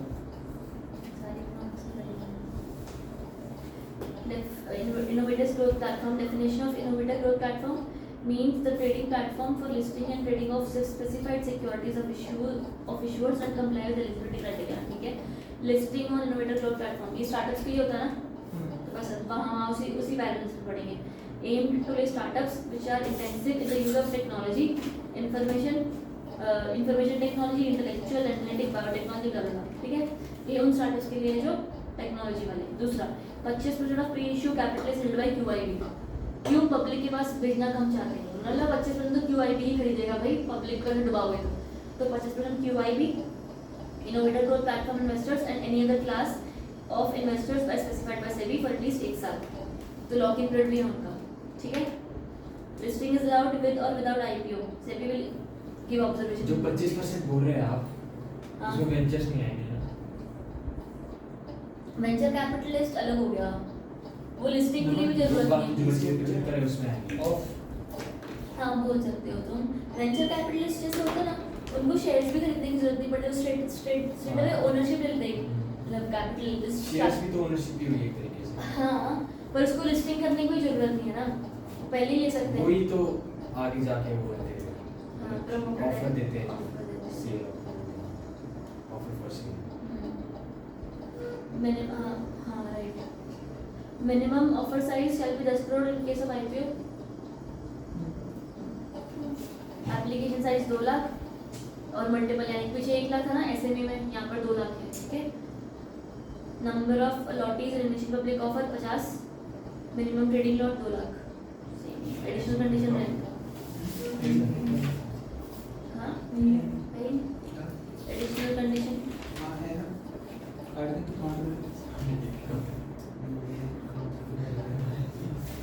बोनस इशू में भी तो वही होता है, सेम एग्जिस्टिंग वाले को देते हैं, जनरल ऑफर करने की जरूरत नहीं पड़ती, सब सेम। तो बस यही authorized by articles. Capitalization of reserve भी समझ में आता है ना, बैलेंस शीट बस हो गया चैप्टर खत्म। आ रहा है समझ। बेसिक आपके पास रिजर्व्स होंगे, वो रिजर्व्स आप कैपिटलाइज करोगे एज बोनस। ठीक है, तो वही वाले आप मार्केट में बैठ पाओगे, वही होगा। If there is no such provision in the articles, issuer shall pass a resolution in the general meeting for capitalization of the reserve. It has received approval from stock exchange for listing and trading of all the securities, excluding options granted to the employees. वो मतलब वही bonus जो है वो इसके अंदर include है, employees को दे रहे हो, यहाँ पर नहीं है। पॉइंट समझ पा रहे हैं? Not defaulted in respect of payment of salary dues, ये हमने वो बोनस वाले पढ़ रहे थे। ये रिस्ट्रिक्शन। हाँ ऊपर वाला बाकी सब हो गया, अलॉटमेंट लिमिट ठीक हो गया। रिस्ट्रिक्शन एंड बोनस में क्या बोला हुआ है कि ना हमको उन्हीं लोगों को आपको पहली बात तो बोनस देना है जो आपके एग्जिस्टिंग शेयर होल्डर्स हैं। और अगर मान लो कि कोई एक शेयर होल्डर है जो पार्टली पेड है, ठीक है, और उसने पार्टली पेड अगर 10 रुपए का शेयर है तो उसने पार्टली पेड किया हुआ है 8 रुपए पर। तुम जो बोनस देते हो यूजुअली 1:1 या सेम पैरेलल स्प्लिट होता है ना, तो मान लो तुमने 1:1 का उसको बोनस दिया, तो अब उसको एक और मिल जाएगा जो एक और पार्टली पेड होगा। तो पहले उसको 2 रुपए देना था, अब तो उसको तो 4 रुपए देना पड़ जाएगा। ये तो गड़बड़ हो गई ना, आपने उसको ऑब्लिगेशन बढ़ा दिया। अगर ऐसा हो गया तो आपके पास और पैसा भी आ जाएगा। ये और बोनस का इंटेंशन तो कभी और पैसा लेना ही नहीं था, इसलिए हमने बोला कि अगर आपका पार्टली पेड है तो उसको फुल्ली पेड कर दो, उसको और शेयर्स देना नहीं, ऐसा फुल्ली पेड कर दो। दूसरा हमने क्या बोला कि अब एक और चीज, तुम बोनस उनके लिए भी रखोगे जो कन्वर्टेबल सिक्योरिटीज में है। ठीक है, मान लो कोई डिबेंचर है और अगर वो डिबेंचर तुम्हारा कल को कन्वर्ट होता है तो ठीक है, उनको तो फिर बोनस मिला ही नहीं ना। Understand, if for example I have 10% equity in a company, 10%, ठीक है, और उसी 10% के अगले मुझे और 10% का बोनस मिल गया, तो मेरा कंपनी में वोटिंग पावर 20% की हो गई। जो डिबेंचर्स हैं ही हैं, कल को कन्वर्ट होंगे, आज वो डिबेंचर ही है, कल को जब कन्वर्ट हुए तो उनको तो उतना ही मिलेगा, अभी भी इक्विटी उनका तो 10% है, पर उनके हिसाब से मेरी इक्विटी तो बढ़ गई ना। क्यों? बस इसीलिए क्योंकि मेरे पास तब इक्विटी था और मेरे पास बोनस शेयर आ गए। तो आपको इस चीज़ का ध्यान रखना पड़ता है कि वो जो डिबेंचर्स है ना उनके लिए आप रिजर्व बना के रखो कि कल को जब ये कन्वर्ट होंगे उनको बोनस मिल जाए। उनको उतना ही बोनस मिलेगा हाँ? जितना आपको मिला एज इक्विटी शेयर होल्डर। हाँ, क्योंकि वो भी तो कल को कन्वर्ट ही हो रहा है ना एज इक्विटी। तो रिस्क तो आपने लिया था ना ज़्यादा, आपका बनता था बोनस। पर होता है ऐसा है। तो कमाई भी तो ज़्यादा ले रहे हैं मैम रिस्क किसकी? इक्विटी शेयर में। वो नहीं, पर अगर बोनस तो उनको भी मिल गए। हाँ बोनस तो उनको भी मिल गए बाद में तो convert है होने तो में। शेयर्स ही हैं। क्योंकि अगर आपका ऐसा नहीं करते ना तो कंपनी का कैपिटल स्ट्रक्चर चेंज हो जाता है। बोनस इशू करने के बाद भी कैपिटल स्ट्रक्चर सेम होना चाहिए। तेरा 10 है तो शेयर 20 हो गया, इसका 20 है तो 40 हो गया। सेम वोटिंग राइट्स होनी चाहिए, वोटिंग राइट्स भी बढ़नी चाहिए। अगर ऐसा हो गया तो मेरा वोटिंग राइट बढ़ जाएगा तुम्हारे मुकाबले या डिबेंचर होल्डर के मुकाबले। इसलिए हमने मतलब उनका रिजर्व बना के रखो, जब उनका हो जाए या इन कन्वर्जन हो जाए शेयर्स में तब उनको बोनस दे दो। ठीक है? ये आप इसकी बात कर रहे हैं स्टार्टअप की कि स्टार्टअप तो कब का बोनस। बोनस मतलब बोनस प्रॉपर सिर्फ बोनस इशू। हाँ, लास्ट टॉपिक जो पढ़ रहे थे हम। खोल देता। मेरे को क्या पता पेज कौन सा है, मैं नहीं करनी मेरे को क्या होता पेज कौन सा? ये कोई वो होता है बहाना। अगले तुम्हारे क्या है? Out of reserves, free reserve से नहीं मैम खत्म। ना तो था। लास्ट खत्म। ठीक है। अच्छा एक चीज याद अच्छा जो फ्री रिजर्व्स होते हैं उसको क्या क्या कामों के लिए यूज कर सकते हो? Reserve free reserve free any purpose. ठीक है। बोनस भी हाँ but any purpose. Security premium account याद है अपने कंपनी में पढ़ा था कुछ 5 पॉइंट्स थे। पेमेंट ऑफ डिविडेंड था, हाँ। बी था बोनस, बी से डिविडेंड था, बी फिर डी था हाँ कोई भी अगर कुछ पे नहीं किया हमने डिफॉल्ट वगैरह के वो सब हाँ, पेमेंट statutory dues थे। स्टैट्यूटरी ड्यूज थे। हम्म। ये सारे मेरे तरफ ऐसे तो देख रहे हो। इंटेलिजेंट बच्चा। तो अब मेमोरी टेक्निक से याद रखते हैं ना। अच्छी बात है ना। अच्छी बात नहीं तो आई होता है वर्ड ही भूल जाएंगे हम मैं जो जिससे याद होगा। हाँ। तो अब इसका ध्यान रखा कि हमने बोला कि सिक्योरिटी प्रीमियम आप ये 5 चीज़ों के लिए यूज कर सकते हो including bonus, right? Free reserve सब कुछ इंक्लूडिंग बोनस। एक होता है सीआरआर कैपिटल रिडम्पशन रिजर्व, ये तो कैपिटल के लिए यूज होता है और ये सिर्फ बोनस। तो अगर आपके पास ये 3 टाइप के रिजर्व पड़े तो ऑब्वियसली दिमाग लगाओ पहले सीआरआर यूज करोगे ना। यस नहीं जबरदस्ती है क्या ठीक है बता दे तो समझ में आया। If you have 3 types of reserves, free reserves, security premium and capital reduction reserve CRR. ठीक है। तो कैश रिजर्वेशन। मैं भी यही सोच रहा था ICR कैपिटल रिडम्पशन रिजर्व, ठीक है, ये कैपिटल के लिए होता है, कैपिटल ही बांटने के लिए होता है, कैपिटल का रिडम्पशन। ठीक है। तो हमने स्पेसिफिकली कहा कि और ये वाला सिर्फ बोनस के लिए ही काम आता है तेरे। तो अगर तेरे पास तीनों पड़े हैं और तेरे को बोनस इशू करना है तो फ्री की यूज करेगा, तो कहीं भी यूज हो सकता है, सीआरआर यूज करेगा ना। हाँ बस यही। ठीक है। बाकी अगर आपको उनको बोनस मिला है सुपीरियर वोटिंग राइट्स वालों को तो बस उनका भी वोटिंग राइट सुपीरियर रहेगा। बाकी dematerialized form completion of bonus 15 दिन from date of approval mark कर लो। और लास्टली 2 मंथ्स में क्या है? जब शेयर होल्डर से अप्रूवल चाहिए तो 2 मंथ्स, जब बोर्ड के अप्रूवल चाहिए सिर्फ तो 15 दिन। डन है? पुट आउट शुक्र है लगता है जब तक। अच्छा एक चीज़ जो मैं पीछे सॉरी यार लगता है पर एक बार पीछे ना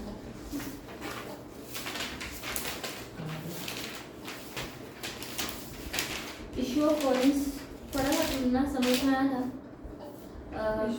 इशू ऑफ वॉरेंट्स तुम्हारा हाँ 2 है वॉरेंट्स का, एक थियोरी वाला भी था। पेशेंट तो एक बुक कर लो मैम, आप बताओ आपके हिसाब से लगा एक कि 227 का इशू ऑफ आपसे 2 कम है ना इसमें? 18 मंथ्स वाला 238 इसमें क्या है मोटा ही लगे इसमें 600 पहुंच जाएगा। अरे बताना प्लीज। 238 जहाँ से हम आज पढ़ना स्टार्ट कर रहे हैं उससे पिछले वाले पेज पे एक का वो section promoter है, contribution वाले एक पेज का पे है। regulation section है। हाँ तो हमने आई थिंक वॉरेंट्स नहीं पढ़ा था ना। मैंने जो हाँ, क्या होता है ये हम जैसे कि भाई warrants are kind of options to buy shares etcetera, right? तो वो that is the case, no doubt about it. ये जो है ना क्वेश्चन वारंट्स, क्वेश्चन भी क्या, ये जो डब्बा है ना वारंट्स वाला, उसको प्लीज ध्यान से पढ़ना, ठीक है? आपका टेन्योर ऑफ वारंट्स 18 महीने का for rate of the allotment in the initial public offer. आपका वो टेन्योर 18 महीने का, इसका मतलब क्या होगा कि वो टेन्योर 18 महीने का ही रहेगा। और आप अपफ्रंट अगर 18 महीने का टेन्योर है तो आप अपफ्रंट 25% पे करेंगे, बाकी का बैलेंस आप बाद में पे करेंगे। इसका मतलब क्या हुआ? पहले 25 की केस, बाकी 75 बाद में। हाँ, बाकी 75 बाद में at the expiry of 18 months. अब इसका मतलब क्या होता है? See understand, warrant is what? Warrant is getting an option to purchase the shares. इधर वाले ऊपर, warrant is an option to purchase the shares in the company, right? तो अब in case if I get warrants, ठीक है, अगर मुझे option मिला कि मैं शेयर्स खरीद सकती हूँ कंपनी के, तो यहाँ पर आपको क्या बोला होगा ना, आपको एक हक दे दिया पहले ही शेयर्स खरीदने का, तुम्हारे नाम पर एक वारंट इशू कर दिया, टाइप ऑफ सिक्योरिटी, ठीक है? अब इस केस में उन्होंने बोला कि यार देखो, हमने आपको इतना बढ़िया आपको मौका दिया है, एफपीओ आईपीओ जैसा कुछ नहीं है और आप आराम से पेमेंट कर सकते हैं, तो आप ऐसा करो, ये वारंट का एक टेन्योर हम बनाते हैं कि आप अभी पैसा नहीं दे सकते ना। ये यूजुअली वारंट तब होता है जब कोई स्टार्टअप है या कोई प्रमोटर है ना, वो पैसा देना चाहता है, पर सारे लोग के पास सारा पैसा एकदम से नहीं होता है ना, तो वो लोग वारंट्स खरीद लेते हैं। वारंट से आपको टाइम मिल जाता है कि आपको इकट्ठा पैसा नहीं देना पड़ेगा, आप पहले 25% दे दो, बाकी के टाइम में क्या दे दो, 75% जो बचा हुआ है वो दे दो, ठीक है? तो अगर आपने वारंट इशू किए तो फर्स्ट 18 महीने में आप 18 ना, हाँ, फर्स्ट 18 महीने में आप अपफ्रंट 25% पे कर देंगे, जरूर, जबरदस्ती, ठीक है? बाकी का बचा बैलेंस आप पे करोगे with in the next 3 months. कहीं पर लिखा हुआ था प्लीज नाम देना। अच्छा, बैलेंस सिर्फ 3 मंथ के अंदर देना है? हाँ, अगला विद इन द 3 मंथ्स, ठीक है, eight the expiry of the 18 months. मिला? अब इसका मतलब भी ये हुआ कि अगर आपने अगले 3 महीने में, 18 महीने खत्म होने के अगले 3 महीने में पेमेंट नहीं करी, तो आपका वो जो 25% था ना, वो रद्द कर लिया जाएगा, ठीक है?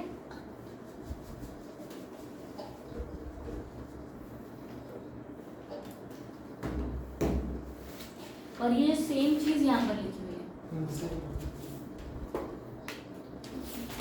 एक्विजिशन वाले लेसन में कितना टाइम लगेगा? इसको बंद करते हैं।